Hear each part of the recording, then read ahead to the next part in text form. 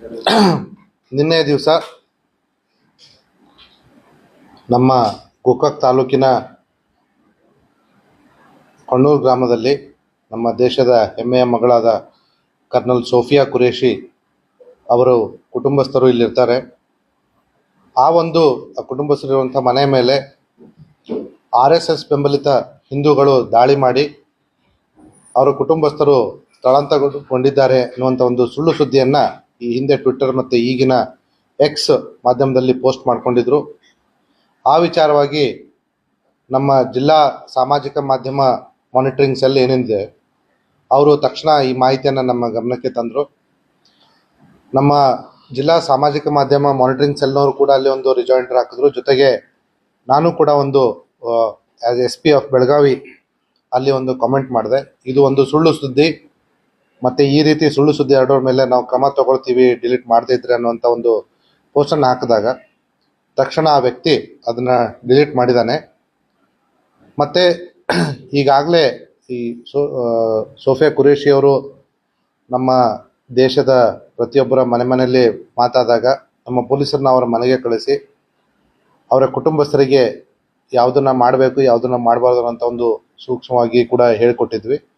ನಿನ್ನೆ ದಿವಸ ಕೂಡ ಈ ಒಂದು ಮಾಧ್ಯಮದಲ್ಲಿ ಸುದ್ದಿ ಬಂದ ಮೇಲೆ ಮತ್ತೊಂದು ಬಾರಿ ನಮ್ಮ ಪೊಲೀಸರನ್ನ ಅವ್ರ ಮನೆಗೆ ಕಳಿಸಿ ಎಚ್ಚರಿಕೆಯಿಂದ ಇರಲಿಕ್ಕೆ ತಿಳಿ ಹೇಳಿದ್ವಿ.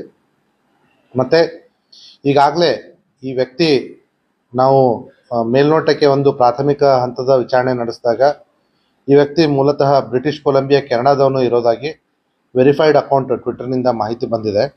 ಆದಾಗ್ಯೂ ಕೂಡ ನಾವು ಒಂದು ಅಫಿಷಿಯಲಿ ಒಂದು ಅರ್ಜಿಯನ್ನು ದಾಖಲೆ ಮಾಡಿಕೊಂಡು ಇದ್ರ ಬಗ್ಗೆ ವಿವರಣೆಯನ್ನು ಟ್ವಿಟರಿಂದ ಕೇಳಿದ್ದೀವಿ. ಮುಂದಿನ ದಿನಗಳಲ್ಲಿ ಆ ವ್ಯಕ್ತಿ ಭಾರತ ಮೂಲದವನಾಗಿದ್ದರೆ ಅವನ ಮೇಲೆ ಒಂದು FIR ಕೂಡ ದಾಖಲು ಮಾಡ್ತಾ ಇದ್ದೀವಿ. ಮೇಲ್ನೋಟಕ್ಕೆ ಅವನು ಹೊರದೇಶದವನು ಅಂತ ಗೊತ್ತಾಗಿರೋದ್ರಿಂದ ನಾವು ಸದ್ಯಕ್ಕೆ FIR ಮಾಡಿರೋದಿಲ್ಲ. ಹಾಗಾಗಿ ಕೇವಲ ಅರ್ಜಿಯನ್ನು ಒಂದು ರಿಜಿಸ್ಟರ್ ಮಾಡಿಕೊಂಡು NC ಅರ್ಜಿಯನ್ನು ರಿಜಿಸ್ಟರ್ ಮಾಡಿಕೊಂಡು ನಾವು ಬೇಕಾದ ಮಾಹಿತಿಯನ್ನು ಕಲೆ ಹಾಕ್ತಾ ಇದ್ದೀವಿ. ಅವಶ್ಯಕತೆ ಬಿದ್ದರೆ ಇಮಿಡಿಯೇಟ್ಲಿ FIR ಮಾಡ್ತೀವಿ. ಹೌದು, ಅವರಿಗೆ ಮಾಹಿತಿ. ಈಗ ಟ್ವಿಟ್ರಲ್ಲಿ ತಮಗೆ ಗೊತ್ತಿರೋ ಹಾಗೆ ಒಂದು ಬ್ಲೂ ಟಿಕ್ ಅನ್ನುವಂಥ ಒಂದು ಫೀಚರ್ ಇದೆ. ಬ್ಲೂ ಟಿಕ್ ಇದೆ ಅಂತಂದರೆ ಅದನ್ನು ಟ್ವಿಟರ್ನವರು ವೆರಿಫೈ ಮಾಡಿರ್ತಕ್ಕಂಥದ್ದು. ಈ ವ್ಯಕ್ತಿ ಅನಿಸುದ್ದೀನ್ ಅಂತ ತನ್ನ ಬಗ್ಗೆ ತಾನೇ ಹೇಳ್ಕೊತಾನೆ, ಅವನ ಅಕೌಂಟಿಂದ ಬಂದಿರತಕ್ಕಂಥದ್ದು. ಇವೆಲ್ಲದರ ನಡುವೆ ಒಂದು ಒಳ್ಳೆ ಬೆಳವಣಿಗೆ ಅಂದರೆ ನಾವು ಇದು ಸುಳ್ಳು ಸುದ್ದಿ ಅಂತ ಹೇಳಿ ವಾರ್ನ್ ಮಾಡಿದ ತಕ್ಷಣ ಆ ವ್ಯಕ್ತಿ ಆ ಪೋಸ್ಟನ್ನು ಕೂಡ ಡಿಲೀಟ್ ಮಾಡಿದ್ದಾನೆ. ಆದಾಗ್ಯೂ ಕೂಡ